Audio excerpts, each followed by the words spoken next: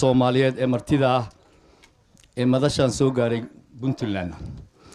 sida caadada maadaama aan qadiina dad islaamana nahay aayadaha quraanka inaan ku furano waa muhiim waxaan u yeerayaa Sheekh Maxamuud inuu aayadaha quraanka inoogu furo ugu horeyn Allah ya mahad iska leh subhanahu wa ta'ala mahad celinta Allah kadib waxaan u ducaynaynaa martiqaadkan qiimaha badan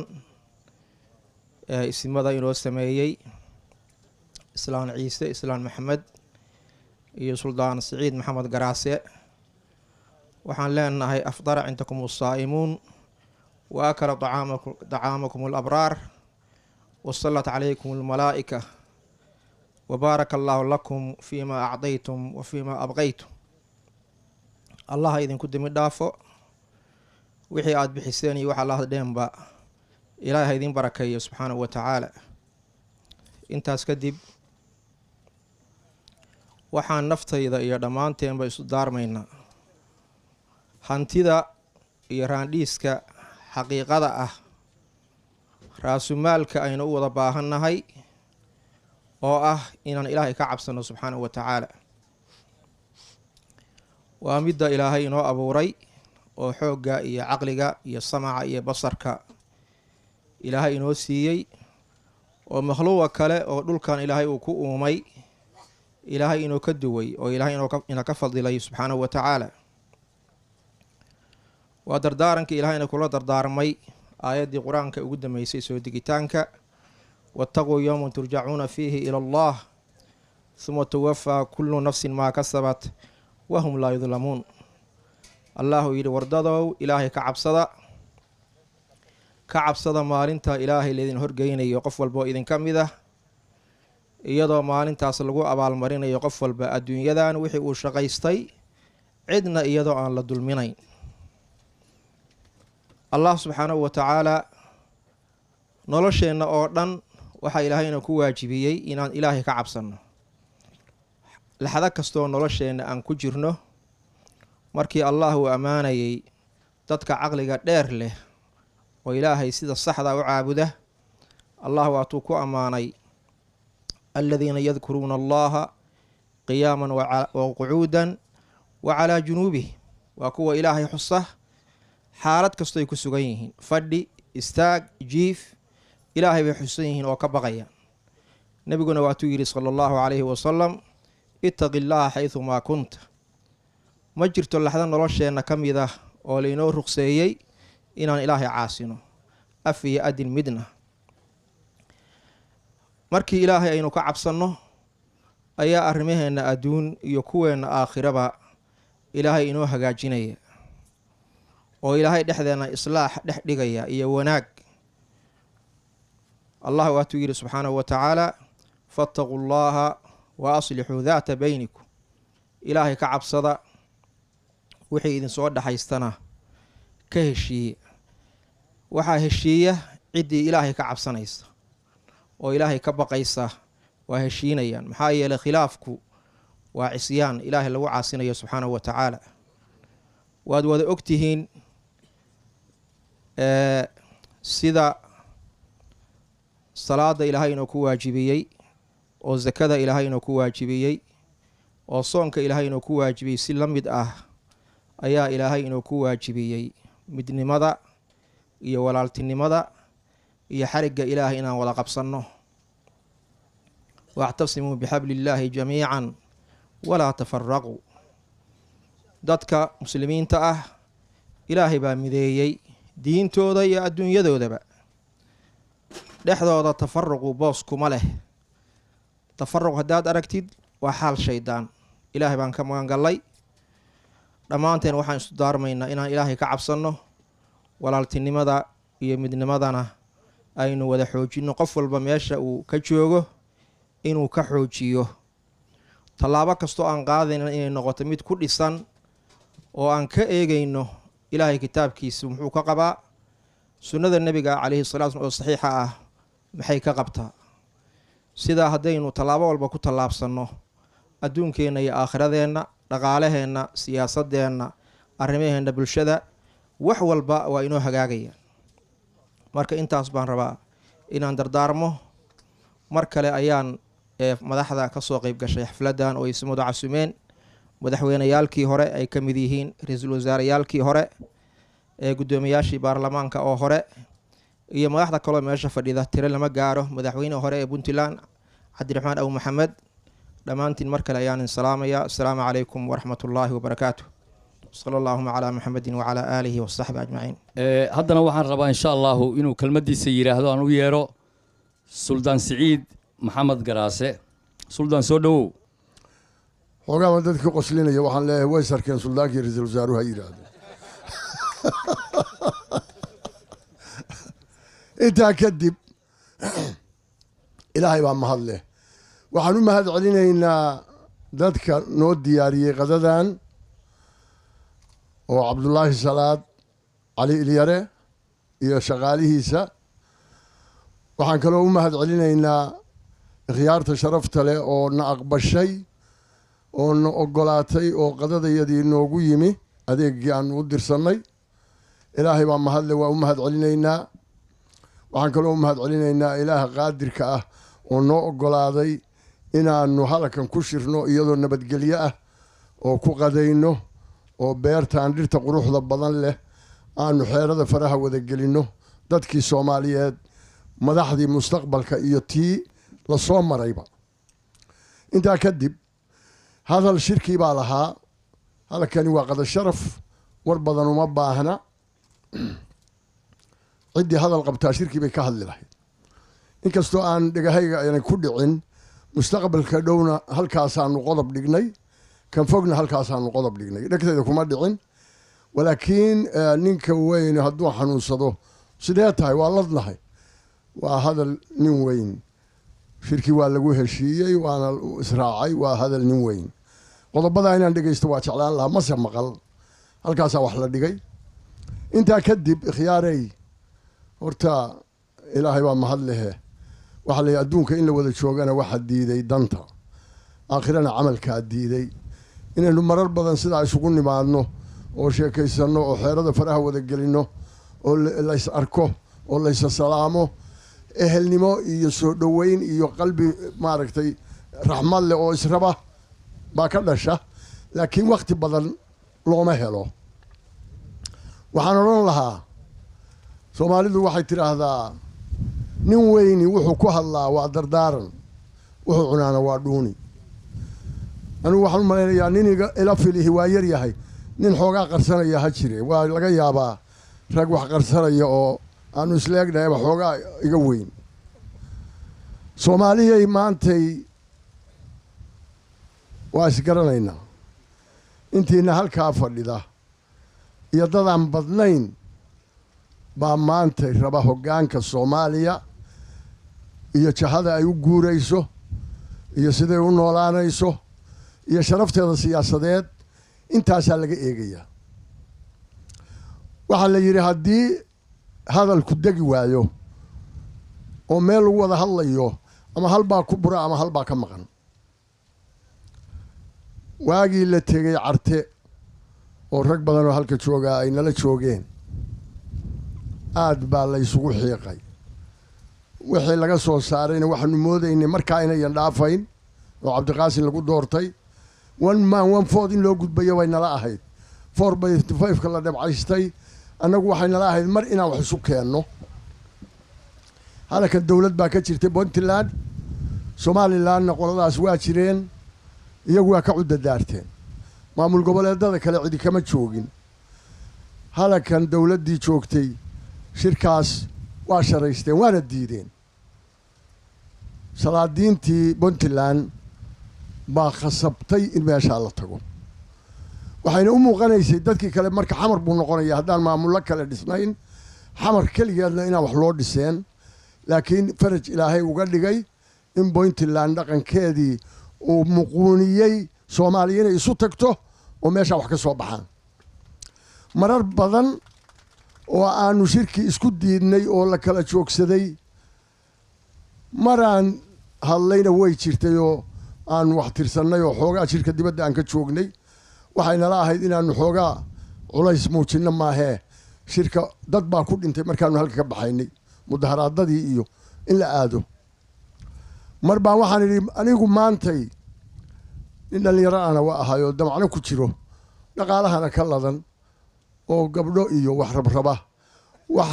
waxaan idhi haddii soomaaliya la yidhaahdaa sadqa oo ah lagu toogto oo soomaaliyadii jiri jidhay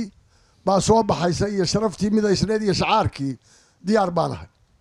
ma aqaan markii laysoo taago inaan biqi lahaa laakiin markii niyad bay iga ahayd been sheegi maayo adeerayaalow danta caamka ah baa khaaska dhasha waxa arrinteenu la fariisan weyday nin dhagala baa waxa la yidhi gar lagu yeeshay waa diiday ma yeelayo wuxuu yidhaahdo oo kuwa afka wax ka garansiiya iyo kuwa faraha iyo waa laga caal waayey mar dambe wuxuu yidhi waa qaatay mid baa ehel u ahaa baa yidhi war gartii maxaa ku yeeshay waataa diiday waryow dadkii oo dhan ii wada jeedaan arkay buu yidhi waa laynoo wada jeedaa soomaali haddaynu nahay waa la yaaban yahay beesha caalimkaa yaaban dhaqaalihii iyo taageeradii waa layna ka daysanayaa tababarkii waa layna ka daysanayaa wixii layna tari jiray final baynu maanta maraynaa hadda waxaan isleeyahay dant aadan cabdulla cismaan jannadii allaha geeyo waxaa la yidhi habeenkii laga helay madaxweynenimada baa inta taageerayaashiisa u tageen waxaa la yidhi qof baa inoo dhiman aan iibino maandhaynu ma soomaali baynu gadaynaa inaynu madaxu noqono aynu iib ku raadinaynaa wax inoo dhaama haddii la helayo haniya lakum iga gudbiya isagoo dhintay baynu kulligeen u ducaynaa wuuna isdaahilaa waxaan isleeyahay waxa meesha ku jira waxa weeye dantii caamka ahayd baynu waxaynu ka hormarinaynaa midda khaaska ah anugu musharax baan ahay waxaan odhanayaa shabaabta iskama arko waxba yay dhicin soomaaliya hadday doonto ha isku wareegto maxaa u malaynaysaan wax ma helaynaa may wallaahi arrintu waa sibay u janjeedhaa joojiya wartaayna ka daaye adeerayaalow walaalayaalow danta caamka ah ka hormariya midda khaaska ah khaasku waa imanaysaa ilaah baa u hiilinaya ninkii soomaali u hiiliya hadda qoladan somalilan si kastaba arrintoodu ha ahaatee markay xoogaa isku murugto ninka meesha haystaa wuxuu yidhaahdaa war somalilan baan u tanaasulaya waa u hiilinaya iyagaan u hiilinaya waa dadnimo marna maxaa loo waayay nin yidhaahaa soomaali baan u hiilinaya horta ra-iisul wasaaruhu waa yidhi maalintii ilaa ninka intiisa lagama qariye xaq layguma ridin laakiin soomaali baan u tanaasulayaa buu yidhi inaan fadqala la dhexgeliyo iyo haddeer dhib hor leh marka intaas waa iska haldhaan wade anigu laakiin waxaan idhahdaa qadada haddaan markaan imaadana la oran faraxalo markaan afka ka qaadana la oran waa fasaxan tahay bilayrka habartaydaan ka jeclay baa idhahdaa iga daaya shidadeeda marka raalle iga ahaada intaas waa jeclaystay inaan idinku lifaaqo aad iyo aadna waa idinku mahad celinayaa wasalaamu calaykum waraxmatullaahi wabarakaatu haddana waxaan u yeerayaa islaan ciise islaan maxamed islaan muuse islaan soo dhowow innagoo dad islaam ah ehel ah maslaxad isugu yimi meeshaan inuu isugu keenkeeno inoo idmay haddii adduun qurux leeyahay quruxda leh ilaahay inoo idmay alxamdu lilaahi rabbi alcaalamiin intaa kadib xafladdan qaymaha badan oo maanta aynu isugu nimi oo annagu aanu gogosha dhignay laakiin qaymaheeda iyo quruxdeedu ay tahay intiina soo ayiday ka muuqashadeeda aad iyo aad ayaan idinku mahad celinaynaa aqbalaadda aadna soo aqbasheen iyo imaatinka aad noo timaadeen ilaah baa mahad iska leh wixii aan idin qaban oo idinla kulmay raallaad ka ahaanaysaanin wixii wanaag oo idin haleelayna mahaddooda ilaah baa iska leh aad iyo aad baan marka idinku mahad celinaynaa annagu sidii suldaanku uu u hadlayay annagu wuu yidhiyo markii cunada la igu yeero falaxalaan idhaahdaa baan u jeclahay markaan cunana waa fasaxan tahay anigu marka nin reer miyiyaanaayo dadku hadduu nagu hoydo ama noo hargalo haddii aanu sooriyeyno wax ma daba dhigno laakiin reer magaalka gogashiisu waxna waa ka horreeyaan waxna waa ka dameeya hadday warka marka hore kugu bilaabaaniin saaad u hadlaysid baad xuurtoonaysaayo cunnada markay kuu keenaan waxba ma cuni kartid haddii ay cunnada kugu hormariyaan ninna hadde soomaalida reer koonfurkan waxaan ka maqlay nimaan odhan ma dhaho cunnadii bay kaa soo celinayaan maantao dhan hadal bay ku leeyihin marka annagu dabeecadaasaanu leenahay inta haddar waqtigu joogaaba nagu adag marka dhammaantiin inta meeshaan ka soo qayb gashay oo na soo aqbishay aad iyo aad baanu ugu mahad celinaynaa waa isku leenahay kuma ammaanin abbaar weeye waxaanu ku ammaananahay maahan inta markii aanu meel kala tagno naloo sameeyo inta madashaani joogto weeye inta haddaan ka gudbo adeega raggii hayay ayaguna waa mahadsan yihiin intaa waxaan ku darayaa su'aal yar su'aashaasi madal joogaha iyo ka maqnaha waa ka dhaxaysaa qofna gaaruma ahan inta madasha joogta iyo inta ka maqanba wax khaasana ma ahane wax guud weeye haddii ay wax qaasa tahay hadalku soomaalidu waxay tidhaahdaa madal iyo minan buu kala leeyahayo wixii khaasa midankeedaan la sugayaa laakiin taan anugu raba inaan idhaahdo hadal madaleed weeye hadalkaasi wuxuu yahay maslaxadda soomaaliya ama danta guud oo ina ka dhaxaysa inteynaan joogta iyo inta maqan oo ina la mida ilaah waxaan ka baryaynaa waqti badan oo adag baynu soo maray oo aan laga sheekayn karin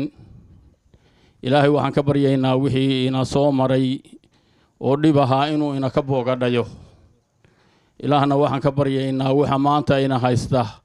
oo culaysa inuu yusran inoo ku bedelo waxaan marka farayaa dadkan madasha jooga iyo dadka i dhegaysanayaba waynu soo aragnay burbur iyo dhibaato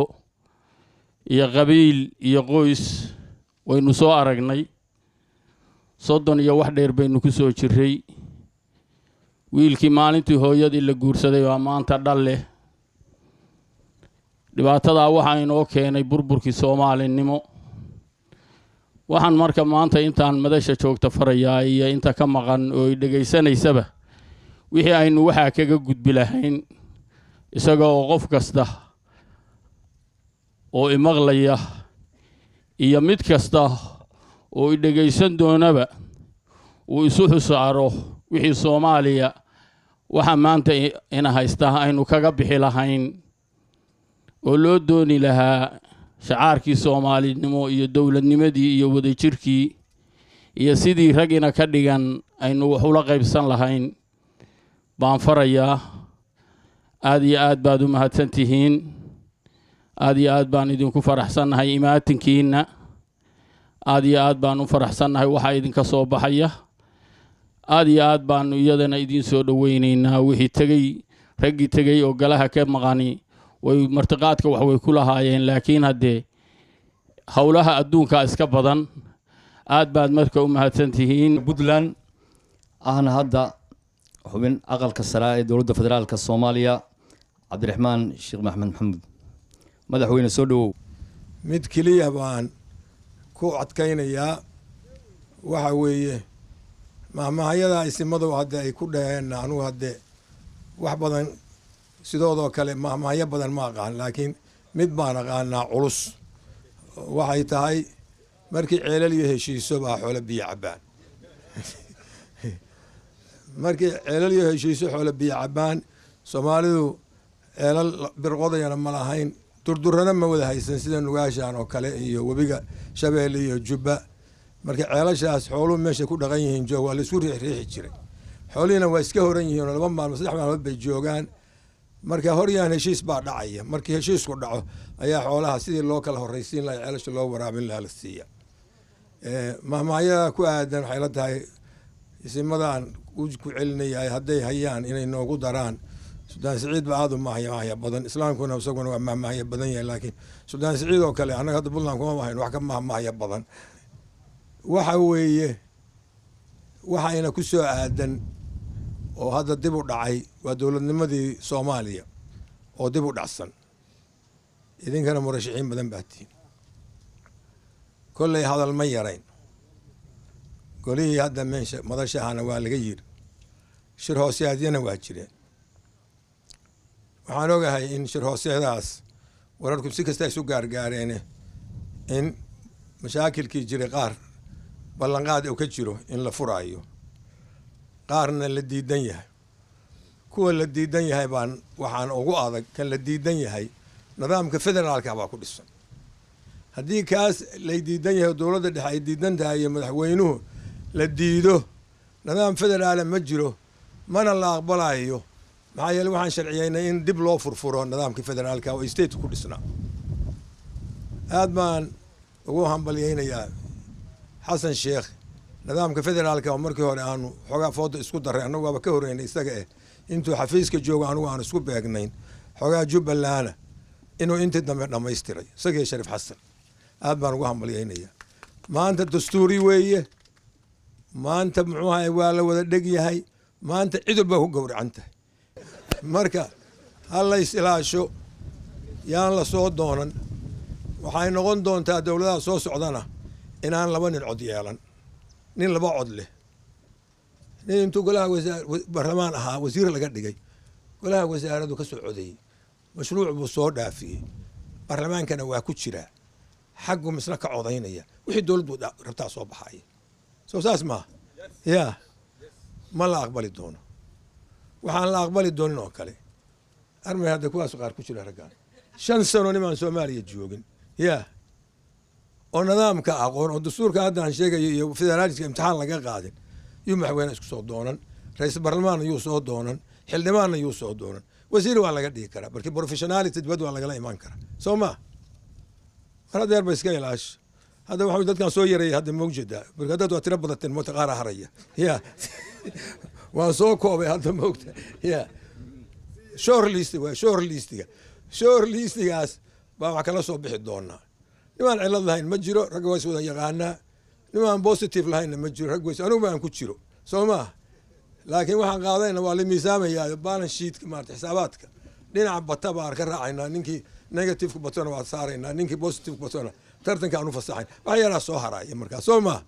madaxweynaha aan rabno waa la sifeeyey aadan cabdulle model baa la rabaa mayna ku jiraa gabaygii waa iga tegay maanta madaxweynihii gudoomiyihii aqalka sare ninuu gabay ku sifeynay shalay ma dhegeysateen qofka mayna ku jiraa kulli waa nahay arrin yiraahdo anigu kuma jiro kulli nin walba anigu waa hayb oranaya la arki doone dadku way weydiiyaa wuxuu yiraahdaa adigu odayaasha waraatay raggana waa loo soo shaqeysay waxna qaarna waa taqaana qaarna waa malaynaysaa iyaad noo tilmaamaysaa anigu waxaan idhahdaa ninana ima sharaxna ninana ma diidani buntlandna cidi kama sharaxna annagu marka waxaan kala saarayaasha maxkamadda dastuuriga laakiin idinka imtixaanan maanta ninka inay ka soo baxo hadduu xumaado waadama layna ku celin maayo yaa intiina sharcan degaanka uu ka yimi loogu celin maayo yaa meelan kalen ka doonayna soomaali waa badan tahay soomaali balato marka madashaan wanaagsan oo dadka lasoo abaabulay oo sida qurux badano ismadaydu ku sharafan yihiin anaga ismadayna waa yar yihiin waana ku sharfan yihiin dadka ismada badan anagu ma hayna ogaada yaa anigu hadda markaas waxaan u hadlayaa reer nugaaleed yaa wixii yar baa qiimo badan wuxuu hadday badan yihiin inflation lacagtii waa aragtay say tahay yaa lacagtii waa aragtay waxaa lacag hadda dhibaatada dhacaysa mas-uulka ma hayn anagu waa la daabacay ninkii daabacay isaga mas-uuliyadda sama kama carari karo waaya laakiin yaa ka mas-uula dowladda dhexa ka mas-uula dowladda dhexa aan lacag lahayn hadda xagee lagu arkay adduunka yaa oo iyadu doona cashuurta ku qaata oo misal dadka ku maagaysa oranaysa inflation bay qabaan dadka lacagta laga bedelo oo yaa laga bedelay bangiga dhexe loo noqon lahaa adaa haysta oo jooga oo lacagta dollar bay ku cayaaraan dollar bay cashuurta ku qaata Abdulrahmaan waa maadsan yahay kaftanka iyo taariikhdu ka sheekeeyey kulli hadda iska gabagabalaya waa la daalaan malinayaa madaxay soo dhawaada dhammaan shacabkii nugaal beertaanu dhooban yahay dhabaha qaar baa ku jira dhaayaha indhaha arkay madaxay soo dhawaada haddana waxaan rabaa inaan u yeero madaxweyne xasan sheekh maxamuud oo isagu u hadlaya musharaxiinta qadada ka soo qayb galay galabtay madaxweyne soo dhawow waxaan rabaa mar kale sidii akhyaartii inaan aad iyo aad uga mahad celiyo gooshaan qiimaha badan martiqaadkan haybadda sare leh isimadii noo soo muxuu ahaay qabanqaabiye noogu yeera nagu marti qaaday nagu sharfay aad iyo aad ayay u mahadsan yihiin islaan ciise iyo maxaan ku idhahda suldaan garaase iyo intii kaloo maxaan ku idhahda ka soo shaqaysay ee la shaqaysay intaba aad iyo aad ayaan ugu mahad celinayaa mar kale haddee baryahanoo dhammaan tabliiqinta siyaasadda soo wadnay waxaan u malaynayaa galabta waa galabtii lasoo gunaanadaye madaxweyne faroole waa run meel dheeraa laga soo bilaabay geedi socodkan muxuu ahaay magaciisi madaxweyne faroolena waa galabta waaba unique waayo garow 1 iyo garow 2 ma sheegin wixii kaloo dhan waa sheegay laakiin garow 1 iyo garow 2 galabta sooma qaadin marka waa badataan u malaynayaa marka safarki waa dheeraay garow 1 iyo garow 2 na benchmarks waaweyn ay ahaayeen kadibna waa uun waxyaabo kaloo badanna way sii dhaceen insha allahu tacaala dalkaanay waxoogaa yaroo degdegsinya un baa nugu jirta laakiin dalku waa socdaa waa la fiican yahay hadda safar socdaahi marmar waa meelo boholo ah waa ku taraanturiyo waa iska dhici kartaayo laakiin dowlad dhisidda iyo wuxuu waa socdaan aad u socdaan gaabis waaye waa gaabinaa inaan ka dheerayn waa ficneed iyo waa la dhihi karaa waa fiicnaan lahayd talooyinka oo muxuu ahaay madaxweyne faroole soo jeediyey dad la hubiyey in meesha la iska keeno waa fiicnaan lahayd talada oo kaloo ra'yiga kaloo jeediyo ahayday golaha wasiirada iyo xildhibaanada in inta la isku noqdo sharci dejintii sharcigii executivekiina dhexdiisa loogu soo codeeyo haddana isla qofkii oo haddana legislativekii dhexdiisa mar kale haddana uga codeeyo lafsadeeduna waa arrimaha in aad iyo aad looga fiirsado u baahanay ku jirtaa haddee dadka soomaaliduna darajayba wada rabaana in 2 nin isku xambaarsado ayada lafsadeedana muxuu ahaay meesha waa ku jirtaa laakiin dee dowladuhu xukuumaduhu waxay iska jecel yihiin mar walba baarlamaankaa dhib ku haye inay codad badan helaan marka inay 50 iyo 60 xildhibaan